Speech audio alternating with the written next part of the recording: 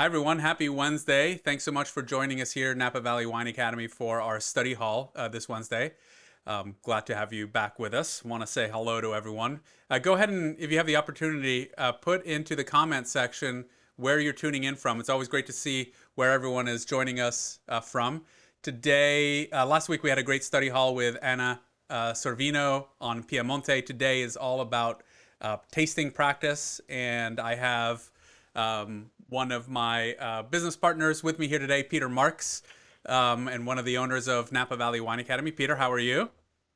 I'm doing great, thanks. How are you, Christian? I'm doing great. I'm enjoying the 70-degree weather we're having out here.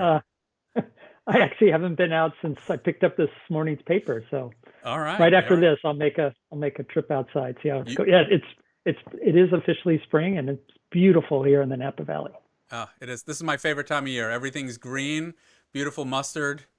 Yep. Mustard flowers are out. If you haven't visited Napa Valley this time of year during normal non-COVID circumstances, I highly recommend you do so. I want to just shout out and say hello to a lot of our viewers. We have viewers joining us from Oakland, Sao Paulo, Brazil, San Diego, Tijuana, Mexico, St. Petersburg, Florida, Nashville, Tennessee, Ireland, and beautiful Daytona Beach. So thanks for putting where you're from in the comment section. So Peter, I'm going to let you Hey, introduce the subject and take over from here. thank you very much, and hello, everybody. Thank you for joining. A special shout out to the folks from Ireland. I'm officially one quarter Irish, so I hope to visit once traveling becomes more the norm again. But anyway, today I am going to be doing a level 3 WSET blind tasting, and I'll be doing the systematic approach to tasting, going through the wines. So, like you would have on the level 3 exam, there are two wines, and I will have a white and a red. After I do my tasting note, I will put up four options of what the wine is, and I'll have you see if you can guess what the wine is. And then I'll obviously reveal what they are. So we'll do that for both the white and the red. So without further ado, I know they have throwback Thursdays and things like that. Maybe we should call this What's Up Wednesday. Like, what's up with this wine here? Let's see. So to begin with, this is wine number one, and it is a white wine. And if I hold this up against the white background, I can definitely see this wine is a little deeper than what you might see in a very young wine. It's sort of a medium intensity, and it is lemon in color. Uh, and when I say medium, that means that for me, the color goes from the base or the core more than halfway to the rim with almost any wine, especially white wines. When the color is detected when you're holding the glass at a 45-degree angle, it's always going to get watery at the rim. But what I always try to judge between pale, medium, and deep is how far does that color uh, go through go towards that rim. And if it doesn't go very far, that's pale. If it goes about halfway, which is what this one is, it's medium. And if it goes almost to the end, but not entirely, that's more of a deep. Next, we'll look for the intensity. And for me, I always hold it roughly around where my chin is, not too close to my nose, but a good distance away. And if I can smell something, it's either medium plus or pronounced. And I can tell you, I'm definitely picking up some aromas even at this distance and without swirling the glass. Okay, so that's the important part too.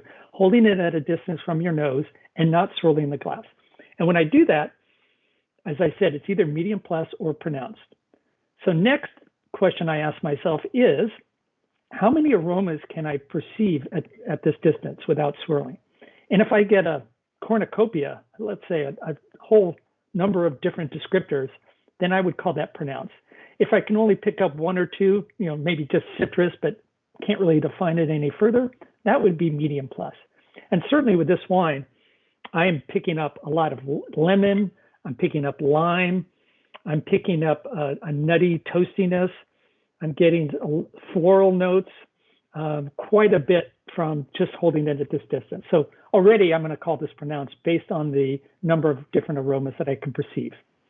Then I will go ahead and swirl the glass, stick my nose in it, and wow, this wine is like a wine on steroids. I mean, there's no mistaking this wine has quite a bit going on. And as you can see on the slide here, there's floral notes like acacia, honeysuckle, blossom, elderflower. There's some tree fruits like apple and pear. But to me, it's really dominated by the floral notes and then that limey, lemony, citrusy character. A little bit of stone fruit, maybe a little peach and apricot. I don't really pick up any secondary character. That would be oak or lees aging. Not able to really perceive anything in those categories. But then when I go to the tertiary categories, these are the age characteristics, I definitely pick up quite a bit there. And in fact, I'm probably picking up more of the tertiary than I am of the primary, although it's fairly equal, but it's starting to inch a little bit more towards the tertiary notes. For example, the apple that I get is more of a dried apple or apple peel. I'm getting dried lemon peel. I'm getting dried apricot. I'm also getting quite a bit of that petrol-y character or sort of a butane bic lighter, sort of diesel. I'm picking up some grilled pineapple, like, pineapple upside down cake, which my mother used to make when I was a kid, which I still love, especially with a scoop of ice cream on it. And then that petrol-y thing is really dominating, and some toasty character, some nuttiness, and a little bit of a lanolin, sort of a waxy character. And again, a lot going on in this wine. So given that it does have a significant amount of primary fruit, but also quite a bit of tertiary, I will call this developing. Now, if it was really dominated by the tertiary notes, I would call this fully developed. But I still think there's a significant amount of the primary fruit to call it developing. So next, we'll give it a taste.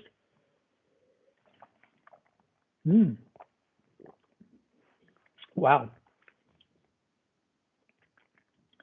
And I just had lunch, so I'm going to have a second sip, because when I'm tasting wines, if I had just eaten or had a drink of something else, I use that first sip to just sort of cleanse my palate. It's dry. For me, the acidity is definitely high. Now, typically when I'm trying to judge acid, my little trick or way of detecting acidity is to kind of drop my jaw down like this. And that tends to accentuate the flow of the saliva, which is caused by the high acidity, to be more recognized on my palate. And when I do, I don't even have to drop my jaw down to tell you that I am really mouthwatering. So it's very high acid. Alcohol seems about medium. I don't get any burning sensation in the back of my throat. The body seems to be about medium as well, maybe commensurate with sort of a low fat milk. And then again, pronounced intensity on the palate with the flavors. If you are judging a wine in the WSET format, I always recommend that whatever you put on the nose for the intensity, you put the same thing down for the palate. Now, I have never had a wine where the palate intensity is less than the nose intensity. For me, it's always equal on the palate to the nose, or it could go a little bit higher. And the reason it might be higher on the palate is, as you know, when you taste the wine, you're getting it into your palate. And not only do you smell it through your nasal passageway, but you're also getting some effect from the retronasal passageway. That's the channel in the back of your throat that also goes up to your olfactory bulb. So there's more sort of intensity from recognizing that other pathway to be able to recognize those types of aromas. And the aromas and flavors are similar that I found here on the palate that I get on the nose. And then the finish is about medium plus. For me, it goes for about 20 seconds. If it was more than, say, 25 or 30 seconds, I would judge that as a long finish. So for conclusions, I would say this wine is balanced. It's got beautiful tension between that high acidity, medium body, medium alcohol. It also has complexity, great array of flavors, and both primary and tertiary. It also is intense. Now, when we're judging intensity, you give it a check mark if it is at least medium plus or pronounced. So this obviously is getting a check mark there. And then the last thing we consider is length and not in our conclusion. So what I'm using is the BLIC acronym: balance, length, intensity, and complexity. So if you use BLIC and if you judge 3 out of the 4, it's lacking a little bit on the finish. then that is what we call a very good wine. If it did have a long finish, I would rate this as outstanding. But I think it's just a very, very good quality wine. Then we come to the final conclusion: is this wine ready to drink now and suitable for aging or not suitable for aging? And I think this wine is pretty much at its peak. I think it can hold for maybe a year or two, but after that, I'm sort of thinking that the fruit will start to dissipate a little bit more, and it'll be a lot more tertiary and maybe a lot more petrol-y, who knows? And with that, I kind of think it might become a little bit more one-dimensional. So for that reason, I'm going to say this is not suitable for aging. And when I judge a white wine under the WSET systematic approach, I kind of think out about 3 years. So 3 years from now, is this wine going to be better or more interesting? I don't think so. So that's why I say it's probably not suitable. So that is my tasting note. Now you get to take a guess. What do you think the wine is? Is this an Eden Valley Riesling? Is it a Hunter Valley Semillon? Is it a Vouvray made from Chenin Blanc? Or is it a Mosel Riesling? So go ahead and use the chat box, and you can either type in the wine or A, B, C, D. Try to guess what you think this is. Okay. I will mention that go ahead, Christian. Oh, I was just going to say, we'll play a little music here as everyone puts in their answer. And I'll just give you one clue about all these wines. What do they have in common?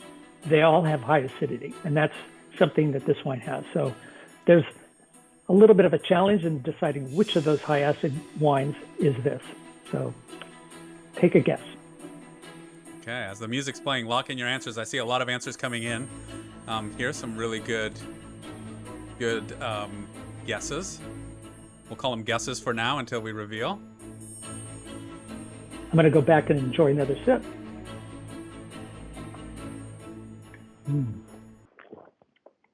Okay. So, Peter, what do most people think? So, I think we have some consensus. Most people think it's Riesling. However, we have a lot of votes, the majority of votes here going to D. Mosel Riesling. And then there's a couple of votes for Hunter Valley Semillon as well. So that's where we are. And we have Jim, who just put in a vote for Eden Valley Riesling. Okay, good. Well, let me just go back to the tasting note for a moment. And one of the things, if it was a Hunter Valley Semillon, generally those wines, if you know your theory, and I always say that blind tasting is really a theory exam with a tasting. The theory about Hunter Valley Semillon is that it generally has about 10.5, maybe 11% alcohol. So that probably would not be medium. It does have many of those aroma flavor characteristics that you see here, but maybe not so much of the floral aspects that you're finding on my tasting note. Chenin Blanc didn't come up, it seems like. So, yeah, one of my markers for Chenin Blanc that especially from Loire Valley, like Vouvray, I often get sort of a bruised apple or wet wool, and I don't see that in my tasting notes. So now we're between Mosel Riesling and Eden Valley Riesling. And one of the key characteristics of the Mosel is, for me, that the soil there, that blue slate, that really flinty character comes through in the wine. And I don't see a note here that says anything about flintiness or earthiness or wet stones. So this wine is indeed the Peter Lehmann Masters Wigan Riesling from the Eden Valley. And one of the clues for a Australian Riesling, it can be either Eden Valley or the other primary region, which is Clare Valley. They often have that really telltale lemon lime character. And this wine does have that. Yeah, because of its age, it's got a lot of those tertiary notes as well. So that's our first wine. By the way, the name Wigan Riesling is, and the Masters is a sort of like a reserve wine. And this wine is recognizing one of their former winemakers, Andrew Wigan, who really helped Peter Lehmann get the winery started and also did a great job in making some of the finest Rieslings that this winery is known for. So this is a sort of a testament to his great work that he did at the winery. So Peter, we do have a question. If you have a moment for a question, Jim Sure. Bass has a question about Semillon, and he says, "Are you saying Semillon has high acid? I always have this as medium acid." So he's looking for some clarification on Semillon as a grape variety. Yeah, so Semillon as a grape generally has medium or medium plus acidity, but the key with the Hunter Valley Semillon is how they make it. And in Hunter Valley, which is a fairly warm and also humid environment, they pick the grapes early, and they make it as a dry wine. But by picking the grapes early, it's going to maintain that acidity because the grapes are, in a sense, a little bit underripe. That's also why the alcohol level generally is not typically much more than 11%, because you're picking the grapes with lower levels of sugar and higher acidity. So that's one of the ways you can sort of work your way around the theory of deducing what a Hunter Valley Semillon might be. Excellent. Thank you for that. Okay. So we're ready for the wine number 2? Let's do it. Let's do it. Okay. So here's my tasty note. And this color is pale. You know, there's a couple ways to decide on a red wine what the intensity is. For me, if I hold it over a white background, and if there are letters on your paper, if you can see the letters and you can actually sort of make out what the letters are, that's pale. If you can see the letters or the image on the paper, but you can't really discern what it is, that's medium. And if you can't really see anything on the paper, then that's deep. So for me, I hold this over a white background and I can actually kind of make out some of the letters. And it's also ruby in color. I don't see any garnet or any brownish or sort of brickish red color. So for me, holding the wine at that sort of at that chin level, I smell red fruit, and quite a bit of red fruit, but not able to really discern any particular one. So for me, as I said earlier, if I get a lot of different aromas that I can easily pick out and describe precisely, I would call that pronounced. But for me, I'm just getting sort of a red fruit character. So I'll call that medium plus because I can smell it at that distance without swirling. So next I will go ahead and swirl the wine. Oh boy, and now it starts to smell even better, a lot better. This is really, really pretty. Floral notes like violet, lots of red fruits, as I mentioned, red currant, raspberry, cherry, strawberry, red plum. There's some black fruit as well, a little black cherry, black plum, maybe black currant, blueberry, and secondary notes, a little bit of oak on this wine in the sense that I get some cedar, a little bit of toast, clove, and vanilla. And it's mostly on the kind of on the primary side. You know, the last wine was a little bit more on the tertiary side, but there are some tertiary notes here. A little bit of leather, kind of a new leather smell, maybe a little bit of earth,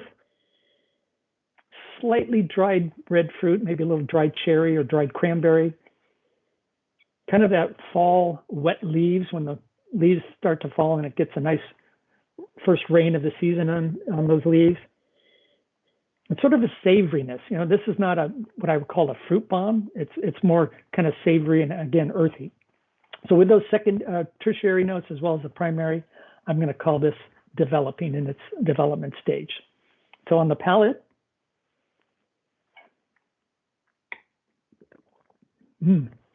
whoa. I must say, and you can see I like this wine. Not only do I like it, but it's also very good. This wine is dry. For me, the acid, kind of medium plus. It's certainly less than the wine we had before, but I'm getting a fair amount of salivation, so I'll call that medium plus.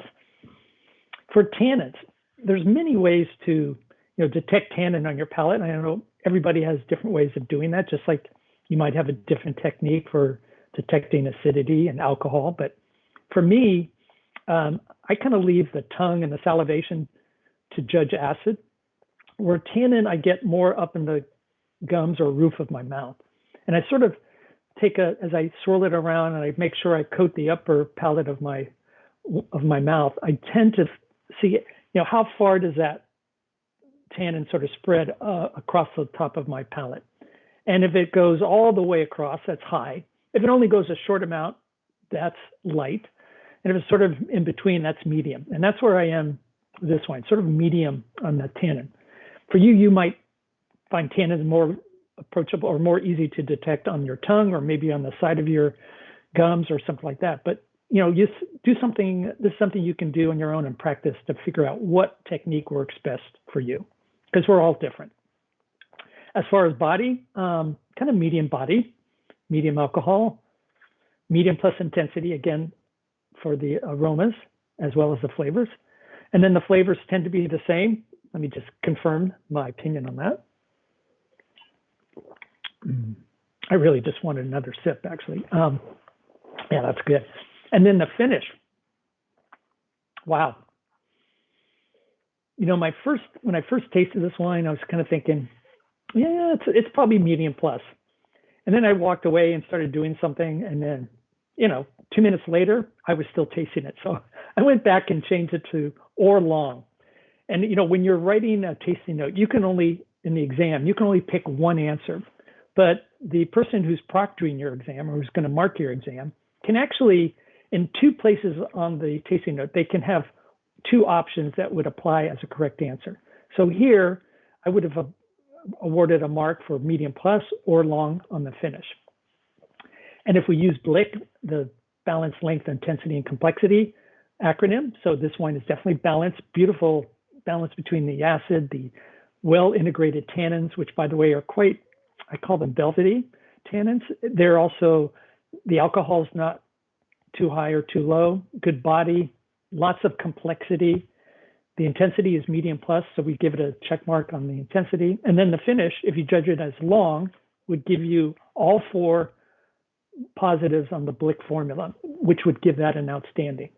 If you happen to come up with a medium plus on the finish, then you could say it's very good. And as you can see here, I also would have awarded either a mark for very good or outstanding on the overall conclusions. And then as far as the window of drinking, or is this wine drinkable now only, or is it capable of further aging? I definitely think this wine has potential for aging. Also, unlike white wine where we use that 3-year time period, for red wines, I use 5 years out. So even in 5 years from now, I think this wine will still be beautiful. The fact that it's mostly primary fruit right now makes me think that it has the capacity to add additional tertiary notes, maybe some more dried fruit, maybe a little bit of tobacco leaves or other things that can make it very, very complex. And yet it's got the good acidity and tannin, or the structure, that will allow it to age more than 5 years and improve. So that's my overall conclusion on the tasting note. So now you get to decide what you think this wine is. Is this A, Chianti Classico Reserva, B, Chinon, which is a Cabernet Franc from the Loire Valley, C, is it a Premier Cru Red Burgundy, or D, is it a Rioja Reserva? All right, well, and again, I'll go play back some and music. let's have some music and another taste of wine.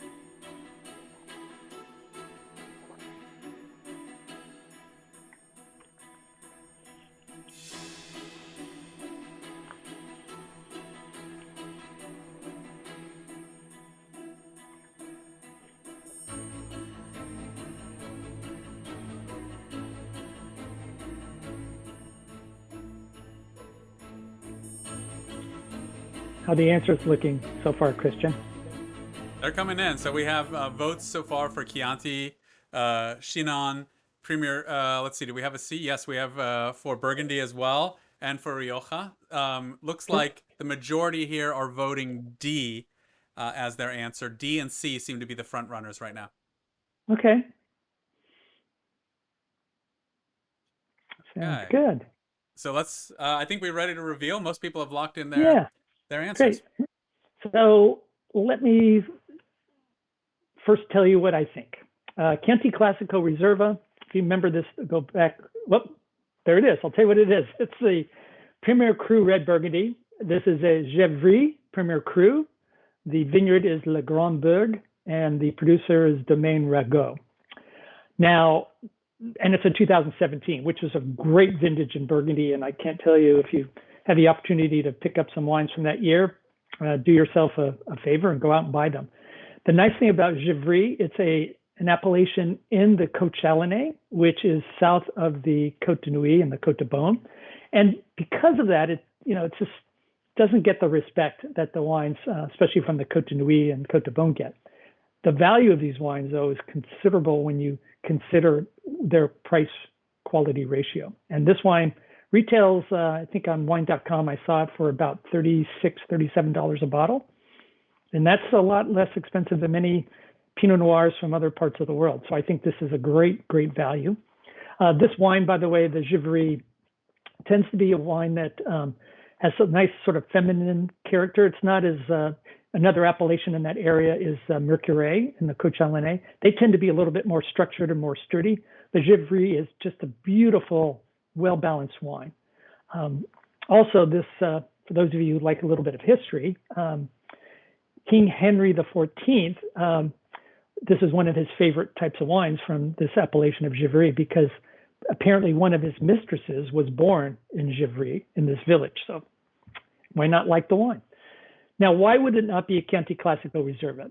One thing that, if you go back to the color of this wine, it was pale and it was ruby. Generally, with a Chianti Classico Reserva that has spent some time in both maybe large or small oak and possibly bottle age in addition to that, it will probably have more of a garnet color, although, it's possible that it could be a pale ruby. It also might have just a little bit more tannin. Sangiovese tends to have a little more tannin than the Pinot Noir. Chinon is another possibility. I've confused Pinot Noir with Cabernet Franc from Loire Valley many times, but the Cabernet Francs typically have a really, really, not only red fruits like raspberries in particular, but sometimes there's a little bit of a pencil shaving or a little bit of an herbaceous vegetal note, which I didn't pick up in this wine. And then Rioja Reserva, like the Chianti, maybe the color would have shown a little bit of more aged character, maybe more garnet. And also the color typically with Tempranillos tends to be a little bit darker. So instead of pale, more likely it would have been a medium intensity with that type of wine. But structure-wise, yeah, medium plus acidity, medium tannin, those, and some of the flavors could have all been commensurate with what you would find in a Rioja Reserva. So I guess one of the things I'm saying is, when you make an assessment of a wine, a lot of people go for the aromas and the flavors, but to me, a lot of times there are more valuable clues in the appearance of the wine, and especially the structure of the wine, the tannin, the acid, the alcohol, those kind of things. So keep those in mind as well. Again, any blind tasting is a theory exam with a tasting. So any final questions for the audience there? I'll be happy to answer. That's great. No, thank you so much, Peter. I don't see any. Well, Jim does have one statement. And surprised with the blueberry and black notes. Is that something you would typically find in a Pinot Noir from Givry? Yeah, I think you can. You find both red and black fruits. Now, if we're looking at the other parts of Burgundy, there are slight unique differences depending on the producer, but generally, Côte de Beaune tends to be more of a red fruit-based Pinot Noir. If you go up to the Côte de Nuits, you get red, but also black fruits. And I think Givry is a little bit more akin to what you might find in the Côte de Nuits with both red and black. And it's predominantly red fruit, but there is a little touch of that black fruit character as well. Just makes it even more beautiful and more complex and enjoyable. Great. So I think, we have a lot of comments here saying they enjoyed this presentation. Would love to. It's always nice to hear what you think about our study halls. So any feedback you might have, if you put those into the comment section, we're definitely grateful. I know I learn something new every time you present, Peter, and take us through a tasting note. So grateful for that. As a reminder, as you're typing in your comments, that we'll share with Peter here in a moment. Remind you that next week we have another trivia, Wine Wednesday trivia for you. So stop by and check your wine geekdom knowledge out. We're endeavoring to make them a little bit harder than we have in the past because you guys are all so smart. Last week was a real challenge. It was, I didn't do very well. Anna was great last week with it looks like we can all learn a little bit more about the wines of Piemonte. So just a lot of thank yous, thumbs up from the viewers today. Always helpful presentation, Peter. Thank you. Thanks to both of you, very informative. So I think we did our job here today with the study hall. Thank you, Peter. Great. Well, thanks to all of you. Thank you, Christian. Keep tasting and keep learning. Cheers, everybody. Cheers, everyone. Have a great rest of your Wednesday. Thank you.